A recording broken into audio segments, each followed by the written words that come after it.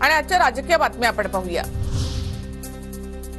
सोलापुरातील मार्कडवाडी ग्रामस्थांकडून 3 डिसेंबरला बॅलेट पेपरवर चाचणी मतदान घेण्याचा ठराव।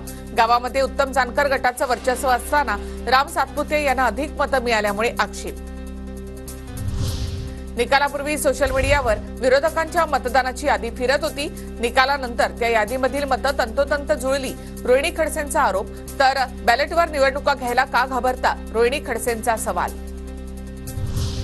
केंद्रीय निवडणूक आयोगाकडून काँग्रेसला 3 डिसेंबरला चर्चेचं निमंत्रण। अचानक मतदानाचा टक्का कसा वाढला, काँग्रेसचा सवाल। निवडणूक आयोग काँग्रेसच्या शंकांचं निरसन करणार। महाराष्ट्रामधील 24 उमेदवारांचा फेर मतमोजणीसाठी अर्ज। 24 उमेदवारांकडून ईव्हीएम मधील मतमोजणीवर संशय व्यक्त। मी राजीनामा देतो, बॅलेट पेपरवर निवडणूक लढवली तरी लाखोंच्या मताने निवडून येईन। आनंद परांजपेंच्या आव्हानाला जितेंद्र आव्हाडांचं उत्तर। मुंब्रा कळव्यामध्ये बॅलेट पेपरवर निवडणूक घेऊन आनंद परांजपेंनी दिलं होतं आव्हान। मतं सेट केली आहेत, ते आधी विश्वास बसत नव्हता, पण आता बसतोय। बहुमत असून सुद्धा सरकार स्थापन होत नाही, हे अशोभनीय, शरद पवारांची टीका। मानसिक संतुलन कुणाचं बिघडलं हे निकालानंतर कळालंय। आम्ही लाचारीसारखे नाटक करणारे नाही, संजय शिरसाट यांचं संजय राऊतांना प्रत्युत्तर।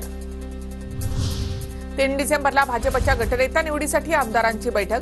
भाजपचे निरीक्षक राज्यामध्ये येऊन गटनेत्याची निवड करणार। माझ्या नावाची मुख्यमंत्री पदासाठी होणारी चर्चा निरर्थक, समाज माध्यमांमधून होणारी चर्चा कपोलकल्पित, मुरलीधर मोहोळ यांच्याकडून स्पष्ट।